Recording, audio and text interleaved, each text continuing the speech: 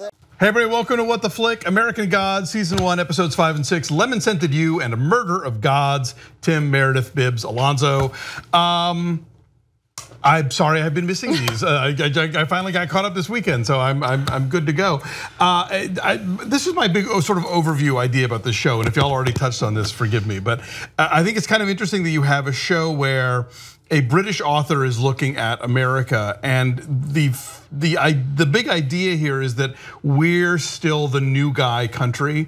Like, we don't have these centuries of tradition and established kind of historical, cultural things. We're constantly making it up as we go along, and there's an ever-present sort of influx of immigrants bringing their own ideologies and spirituality from other places. And so it is this sort of, we're the one place on earth, spiritually speaking, that's still sort of up for grabs. Yeah, this is America, the melting pot. Right. Yeah, and that is our identity. And I think it's interesting that what American Gods is it acknowledges our identity as a nation of almost all immigrants, but also that we're starting to forge our own identity.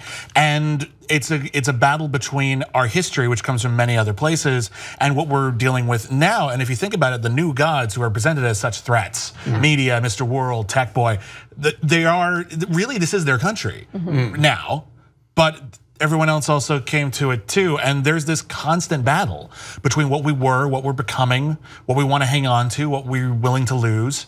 And there's a constant conversation being had in this series about that I think is not really being had anywhere else on television. Well, I find it interesting too, especially when we saw with Murder of Gods, is how even now old gods will adapt to new gods, and the whole thing with Vulcan. Oh, right. Just, playing on the fear of the other. And actually, this last episode had a lot of that. We get reintroduced to Salim, and I'm so happy to see him again. But he opens up to Laura and says, like, when I was in New York, I was afraid of black people, I was afraid of the Jewish people, I was afraid of everyone. And fear plays such a strong, fear's been a good undercurrent for the whole season, but this episode particularly. And then to see, where they go with Vulcan and how ultimately, good old, I always want to call him El Swearingen. Mr. Wednesday. Yeah, Mr. Wednesday, finally, ultimately puts him in his place. I think it says a lot, also just from even the get-go when we meet Jesus. Or as my notes said, oh, it's Jesus, no, it's Jesus. No, it's definitely Jesus because, I mean, this episode especially, but I'm really enjoying seeing like not only how the gods are adapting, like you said, but like the fate of individual gods. We've seen how gods die, how gods fade out of existence. And Wednesday brings up in this episode, like, there's no way to know who comes first. The people who worship the god, or the god that creates the people. As XTC once saying, did you make mankind after we made you? And Wednesday even betrays a little bit about like the worst fear is not being believed in anymore. Right. And he says that to Shadowmoon, like, it doesn't matter, you believe in me. And it's almost like if Shadowmoon stopped believing in Mr. Wednesday, would he just fade out like that? And we've had that in a very recent prologue about people crossing the land bridge over to North America, but they're old gods, which help them survive. The mastodon. No one even knows what they were anymore, and it's just there. It's just a corpse now. There was a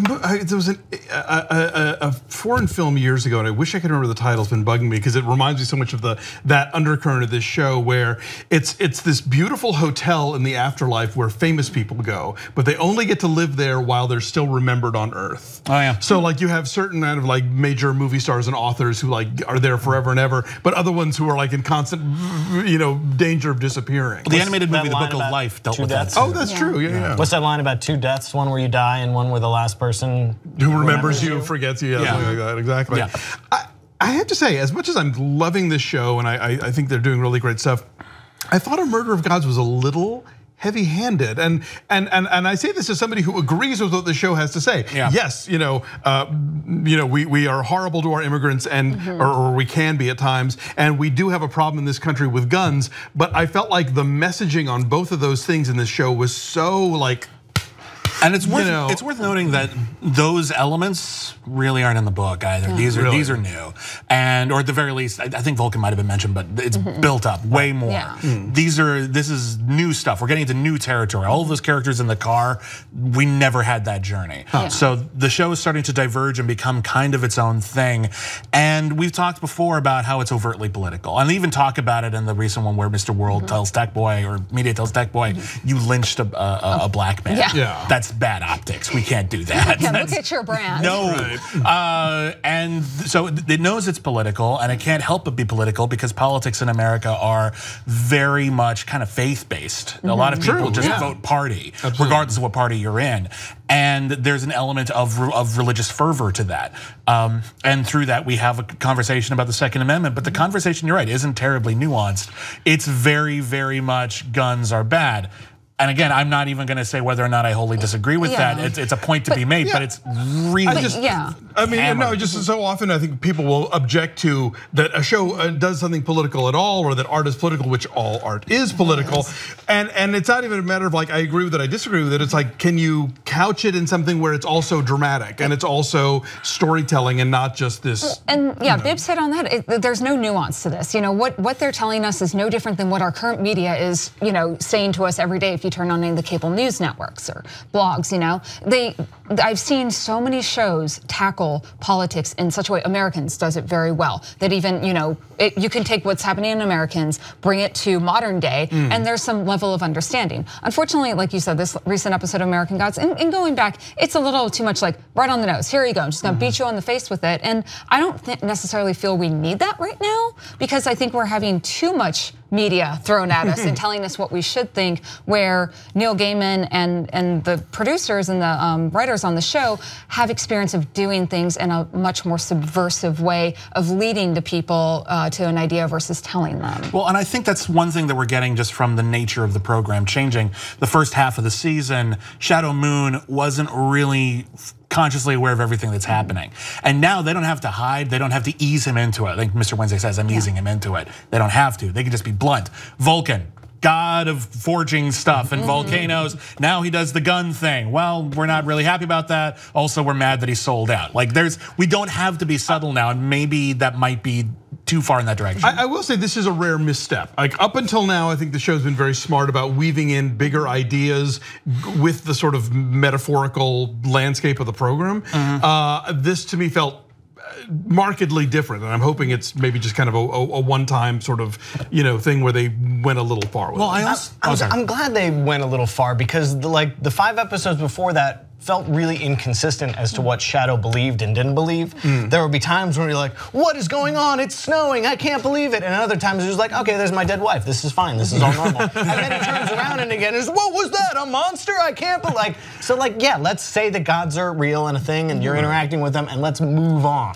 Well, I mean, just on the wife thing, I think A, he's been dealing with all this other crap, and B, she is tangible and there, You can touch. Oh no, I was just gonna say, I did like Shadow's reaction after Mr. Wednesday killed Vulcan. I thought that was one of the most human reactions to an actual death. Everything else that Shadow has seemed to have encountered has been very out there, very either super spiritual or super mystical. And finally, there's someone gets his head chopped off and thrown into a vat of fire and molten metal, and his reaction I think was one of the most true that we've seen this whole episode. And that was the one grounding point. Yeah. I wonder though, if we're talking about this idea that, okay, so gods can die if they're forgotten. Okay, and Vulcan has said himself, he has a self-perpetuating system of worship. And they talk about how every time there's a shooting, that person is praying to me, and then every time there's a shooting, people buy more guns to protect themselves. I will always be worshipped. And he gets those blood sacrifices, which is so important to his pantheon. And Mr. Wednesday killed him, people still believe. They still have the guns, they still have the bullets. Can he be resurrected? We're gonna see, and they talked about this already. We saw one version of Jesus. There are multiple versions of Jesus. Right. In fact, I half expected in that bit for when the scope with the crucifix sights to be put down. I have expected that to be white Jesus. Jesus, yeah. I wouldn't have been shocked. Also, did you notice the bullets they were firing were Vulcan bullets? Yep. In the beginning, yeah. It's subtle. Not at all. Subtle as the stigmata. Going back to episode 5 real quick, I just want to point out some, first of all, Crispin Glover. He's so great. Crispin Glover. He's so great. Who's perfect for this and totally gets the show that he's on and is nailing it. And I just want to give a quick shout out to Tracy Toms, who was in Brian Fuller's show Wonder Falls, popping up as the police detective who sadly does not make it out of the station alive. But has some great scenes with Shadow nonetheless. Yep, we just on my podcast we just talked about her in David E. Kelly's Wonder Woman. Oh, was she in that too? Okay. Yeah, she played Etta Candy. Oh no, interesting. And of course, she's in your beloved Rent. Good old Rent. Shut up.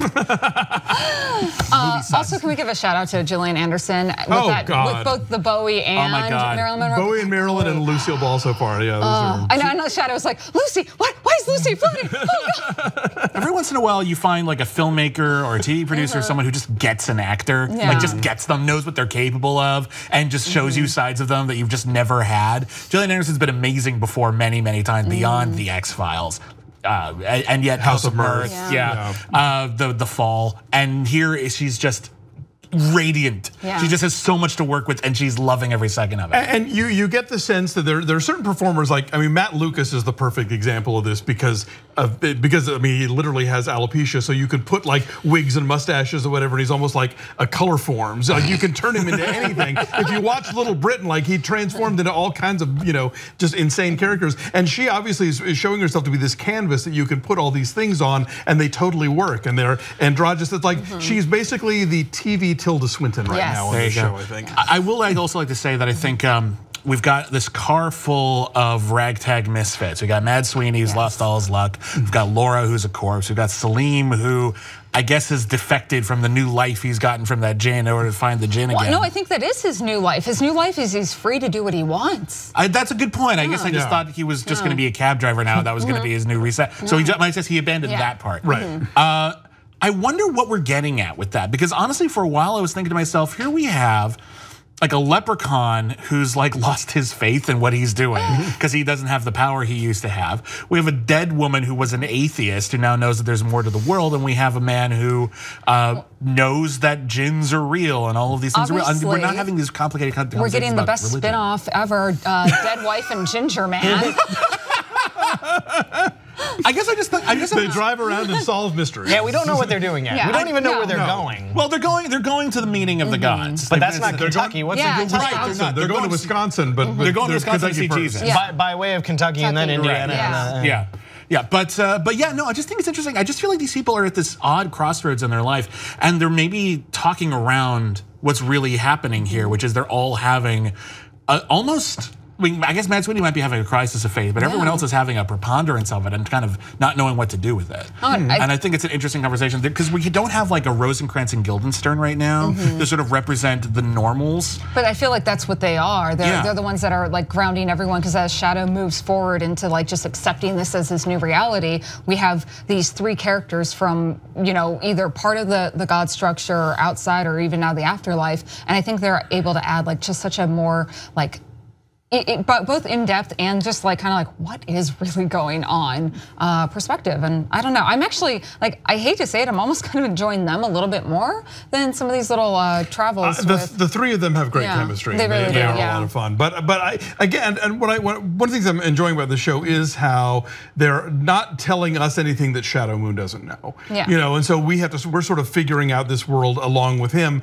And the thing that I keep thinking about in watching both this show and Twin Peaks is that there is this new paradigm of television where before, obviously, you had to grab people early on and keep them, it was all about sort of, the ratings, and if you lose too many viewers, your show gets canceled. And you don't want people to change the channel because then you just lose them. Exactly, right. And I think with these cable shows that have these firm seasons, and especially with these two shows that are coming, like Twin Peaks obviously being for people who know that David Lynch is gonna be David Lynch. And for this show, you've got your Gaiman fans and your Brian Fuller fans, which I'm sure is probably a pretty healthy Venn diagram, but even separately, I think you've got audiences that are willing to be like, okay, I'm not gonna get this right away, but I trust where you're going. I trust the people who are telling this story. And shows can either earn that or not. I mean, I think The Leftovers took a real leap of faith to get from season 1 to season 2, but if those who made that leap were rewarded with the best 2 seasons of that show. And so I think that this is a show that is allowed to operate in a realm of ambiguity because we trust the brand. Well, think about how many of the best TV shows ever made didn't get good for a while. Sure. Buffy the Vampire Slayer's first season isn't great. 30 Rock, if you go back to watch the first 6, they're kind of, and they find their voice. Yeah, I mean, I was gonna say Parks and Rec, don't even watch the first season. Oh God, season. that first season. You don't like Mark Brandanowitz? I don't know what I'm talking about. Do we think? Paul Schneider. Do we think, because the show hasn't taken really a line yet on religion to say like this is good, this is bad, this is the right one, this is the wrong one, these are the good aspects and bad aspects of it. But it certainly takes shots at most of them.